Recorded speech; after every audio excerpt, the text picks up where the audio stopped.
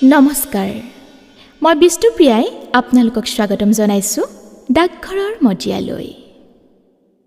আবৃত্তি কৰিবলৈ লোৱা কবিতাৰ শিৰোনাম বিশ্বৰূপা, কবি তুষপ্ৰভা কলিতা।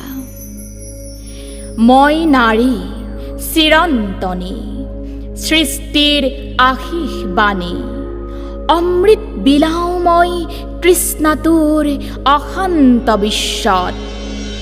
অনন্ত আকাশমুখী অযুত স্বপ্নই মোৰ ৰূপ পাই, নিতে নিতে কত শত বিচিত্ৰ ছন্দত। হাজাৰ বছৰ ধৰি মহাভাৰতৰ মই আৰ্য নাৰী মহামহীয়সী। সৰ্বশাস্ত্ৰ পাৰদৰ্শী সৰ্বসন্মানিতা মই বিদুষী মহিষী। মই বেদ শ্লোক ৰচয়িত্ৰী, ঋষিৰো উপাস্য মই মন্ত্ৰৰ গায়ত্ৰী। মই ৰমা, মই ক্ষমা, পৰমা প্ৰকৃতি মই সহিষ্ণু ধৰিত্ৰী।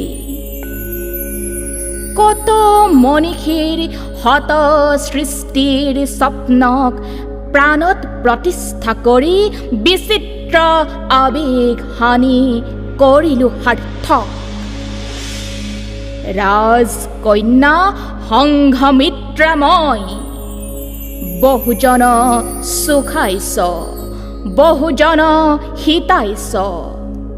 এই ব্ৰত লৈ ত্যাগ কৰি ৰাজকীয় বিলাস বাহন, কামনা বাসনা এৰি খুলি থৈ মহামূল্য ৰাজ আভৰণ।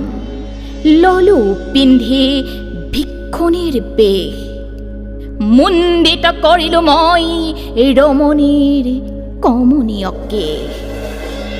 মানৱ মুক্তিৰ হেতু দেশান্তৰ গমনতো দিলো পদক্ষেপ।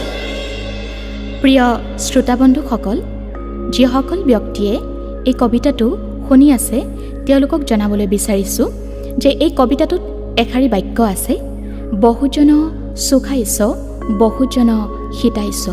এই বাক্যটো সংস্কৃতৰ পৰা অনা হৈছে, যাৰ বাবে আমি এনেদৰেই উচ্চাৰণ কৰিব লাগিব আৰু ইয়ে হৈছে শুদ্ধ উচ্চাৰণৰ আবৃত্তি। ধন্যবাদ।